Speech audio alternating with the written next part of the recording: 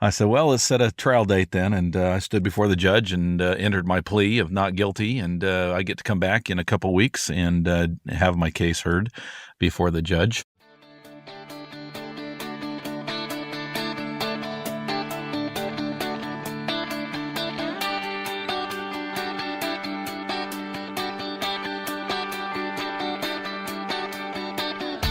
Originating from deep inside the Rocky Mountains, transported through the power of the internet, and arriving inside your tiny earbuds.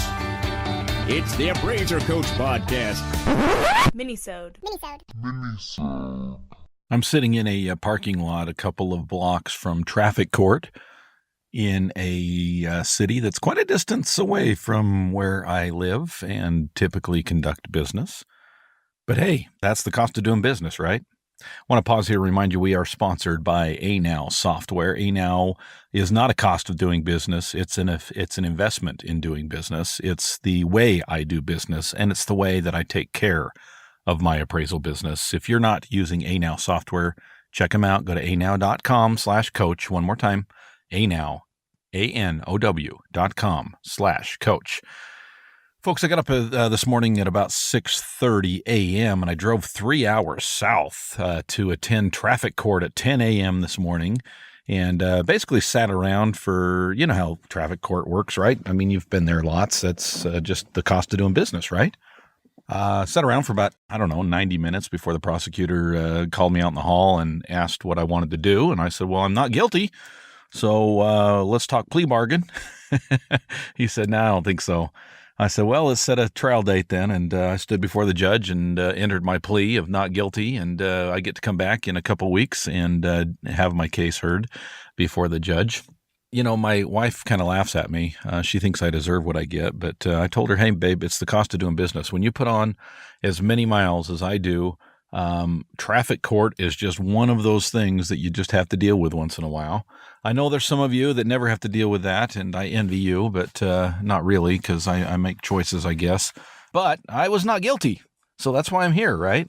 But I want to talk today a little bit about the cost of doing business, and I'm not talking about payroll, hardware, software, soft costs, hard costs, taxes, licensing fees, continuing ed, software, all of this stuff that we must pay, if you will, must invest in order to do business. I'm talking about those off-the-wall things that are just part of doing business, just part of the fact that we are appraisers, the fact that we drive, the fact that we run small offices, the fact that we do what we do. My dad used to say, when you pick up one end of the stick, you pick up the other, right? I never understood that logic, because you can pick up one side of the stick and leave the other one on the ground. But I don't think that's what he meant by that. Question, appraisers, listeners, what is your cost of doing business? And again, I'm not talking about that stuff that is just typical and normal and the stuff that you might write off on your taxes, the stuff that is just part of the business. I'm talking about those things that you wouldn't normally think about as being a cost of doing business, but are.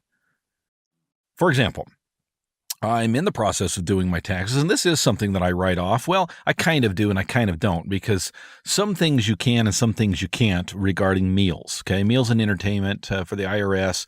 By the way, it's a fraction of what you would normally write off. Maybe it's 50%. I don't remember. Maybe it's down to 25% now. I can't remember for sure, but there are certain rules regarding meals. My accountant would say, hey, you got to eat anyway, right? And his typical, I think, counsel is that if you're more than 50 miles away from your home, that you could probably justify a meal out. It's definitely when you're entertaining clients, when you're buying for the office, that kind of thing. Those are different things that are typically easier to write off than just a meal for yourself. But if I'm more than 50 miles away from my home or my office, is there some justification there to write off some of those meals? Sure. Could I pack a lunch? Yes, I could. I know many appraisers that do. It's probably more cost effective and healthier to do it that way. But I consider meals out a cost of doing business. Don't laugh, but I just pulled up my business expenses before I started this podcast today just to see, because I was curious. $2,300 last year is what I wrote off, or tried to write off, or will write off. I guess I haven't done my taxes for 2017 yet, but in the process of doing so. But that's what I'm submitting to the accountant. Maybe he'll calm me down and talk me out of the tree. I did switch accountants this year, so I guess we'll see what the new one says and what his comfort level is with that. But $2,300 in meals last year.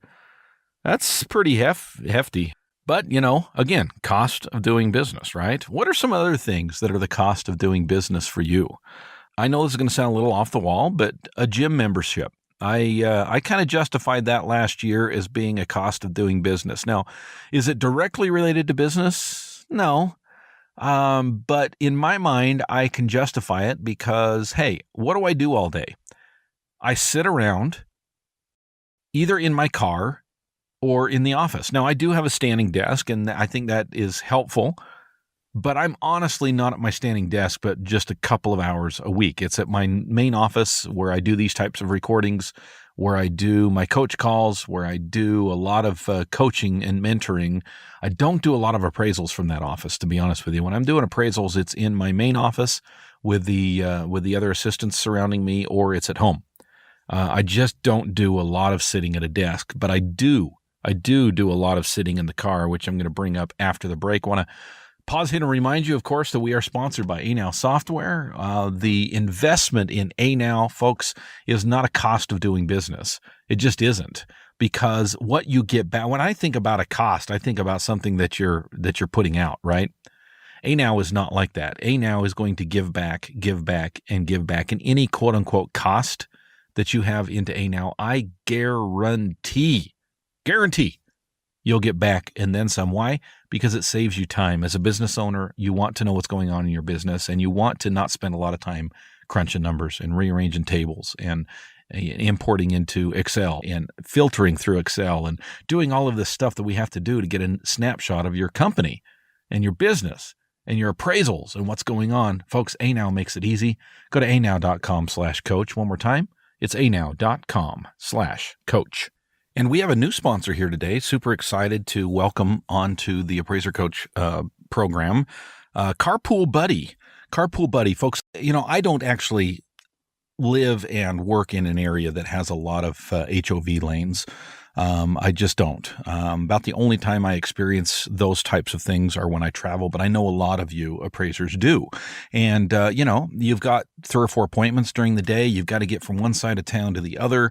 And are you tired of being alone as an appraiser, sitting in the regular lanes?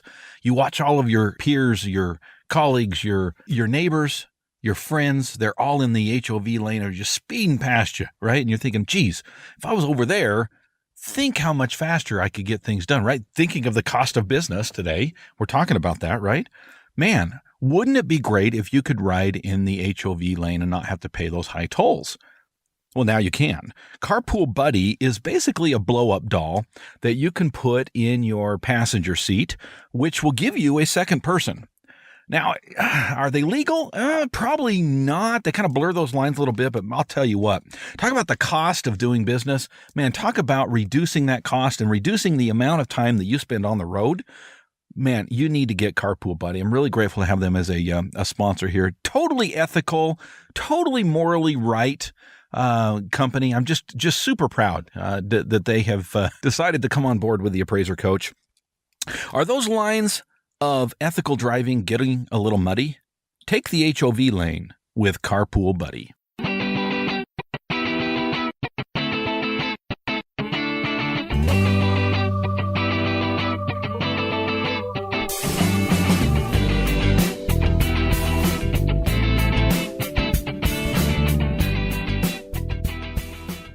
All right, folks, we are back. Don't send the cops to my door. We're just joking around here, folks. Have a little sense of humor. All right, so we're talking about in all seriousness, talking about the cost of doing business today and kind of talking about off-the-wall costs of doing business. I was in traffic court this morning. My wife kind of laughing at me like, you're really going to drive 3 hours south to plead not guilty to a speeding ticket? And I said, well, babe, I wasn't guilty. And she said, really? Kind of raised her eyebrow. And I said, That's what I'm pleading. She kind of thought, well, that's ridiculous. And I said, it's the cost of doing business. When you drive as much as I do, it's the cost of doing business. I want to know what the cost of doing business is for you. What are some things that you just accept as an appraiser? You just say, you know what, if I'm going to be an appraiser, I'm going to have this kind of cost that wouldn't be your normal, computer cost, your software costs, your licensing costs, your continuing ed costs, your payroll, your taxes, all of these things that we typically associate with business costs. What are some of the things that are kind of off the wall for you that you just consider a cost of doing business? I'm going to give you a couple more. This is kind of business related. And that is my cell phone. Now, here's where it gets a little off the wall for me, where I think I could probably justify going with something a little bit less. But I'll tell you, as much as I do on my phone, and literally my smartphone is my computer probably 90% of the day. If I'm going to do something on a computer, it's pretty rare that I actually pick up my laptop. It really is. It's just not convenient to pull it out, to open it up, to turn it on if I'm on the road. I'll tell you, most of the time, and I think you're probably like this as well, these smartphones are absolutely incredible these days. The speed, the amount of things they can do, the apps that will allow you functionality to be able to accomplish more are just amazing. And I'll tell you, one of the costs of doing business, if you will, for me is to not necessarily have the top of the line, but have a high-end smartphone. I've gone with Apple in the past. There's some huge benefits of going with Android. There are some drawbacks of going with Apple. It would be quite a switch for me at this point because I've been with Apple for so many years and so many of my apps and my data and everything else is wrapped up in Apple at this point. I could switch over, but for me, it's been Apple. This last time I did go with the 8 Plus. iPhone 8 Plus at the same day that the 8 Plus was released. They also released the 10. I know Mark Skapinitz, my buddy out there with 100% Real Estate Appraisers, did get the iPhone 10. How's that working for you, Mark? Would love to hear your feedback on this. Now you've had a couple months under your belt with the iPhone 10. I looked at it side by side. I couldn't justify the extra, $250. I think I paid $850 or maybe $800 for mine, and it was a little over $1,000 for the iPhone 10 at the time.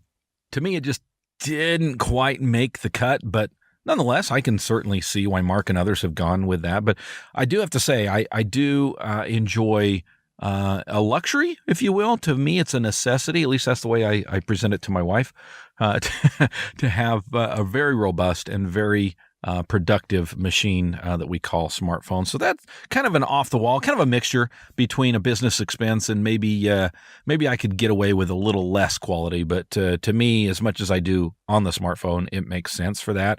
I'll tell you a big one for me is cars, vehicles.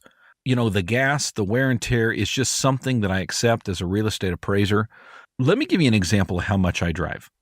And I know a lot of you rival this and equal this. So I purchased a brand new car, had like 100 miles on it when I purchased it. It was a year ago in February. February 2017, I purchased a brand new car. I don't normally purchase brand new cars. Long story, okay? I did do a podcast on this a while back. You can go back and I think it's called A Vehicle for Real Estate Appraisers, right? You can listen to that and some of the reasons why I purchased the car that I did and why I bought new rather than buying used. But another story for another day, right? But the bottom line is I bought a year ago, no miles on the car essentially, and I just checked before I started this podcast today. This is 1 year. I'm now a little over 47,000 miles on this car. All right. Start doing the math, folks. That's about 4,000 miles per month.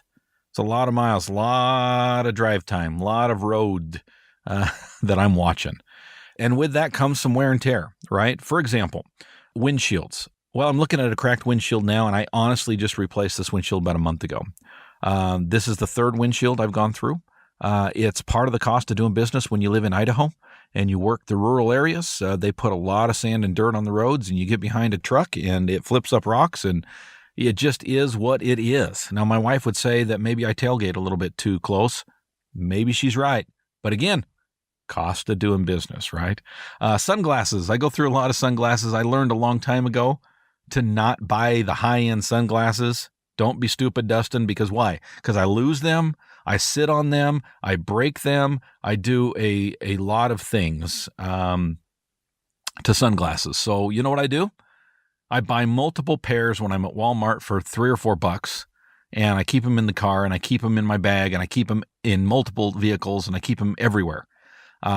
It's just the cost of doing business. I would rather buy a bunch of cheap sunglasses and sit on them and break them than buy a $70, $80, $90 pair of Ray-Bans or what have you, and then sit on them and break them, right? So again, cost of doing business, lots of sunglasses. I'm sitting here in the car looking around and saying, bottled water. I can see literally, I don't even have to turn around. I've got 1, 2, 3, 4, 5, 6 bottles of water in front of me in various places. I go through a lot of water, I drink a lot of water. And, could I bring a thermos with some water in it? Could I remember in the morning to fill up my container? Sure. Or I could just buy a pack of 24 and I keep it by the car. And when I walk out in the morning, I grab a couple bottles of water and stick it in my car. I do drink a lot of water. It's a cost of doing business, and it's not expensive when you buy it in bulk. Hand cleaner. I go through a lot of hand cleaner. I'm a bit of a germaphobe. And I know there's a lot of people out there saying that hand cleaner actually makes things worse. It makes you immune to germs and blah, blah, blah, blah, blah. Sure, I get that. But I do go through a lot of hand cleaner. Again, cost of doing business. Folks, what is the cost of doing business on your side? And I'm not talking about the main things that we all think about when we open a business. I'm talking about the off-the-wall things that you purchase, that you go through, that you replace on a frequent basis just because you are a real estate appraiser. Would love to hear your feedback in the comments below, whether you're on YouTube or on my webpage. Please jump on and let's have a conversation. I would love to hear from you about what is your cost of doing business. Speaking of the cost of doing business, I want to remind you that we always have openings in our All-Star team, which is the ability for you to associate with other appraisers across the nation. Hundreds of appraisers are part of my All-Star team, and on a monthly basis, they get to sneak peek behind the curtain and find out more about why I run my business and how I run my business so much different than my peers. $9 a month, folks. You can't beat that. Jump on my website, theappraisercoach.com, and go to the memberships and check it out. Would love to have you on board. You've been listening to the Appraiser Coach podcast with Dustin Harris. If you like what you hear, please give us a 5-star rating and post a short review on iTunes. For more in-depth insider information on how you can make more money as a real estate appraiser, visit theappraisercoach.com and sign up for the All-Star team today. Thanks for joining us. And now, get out there and create some value.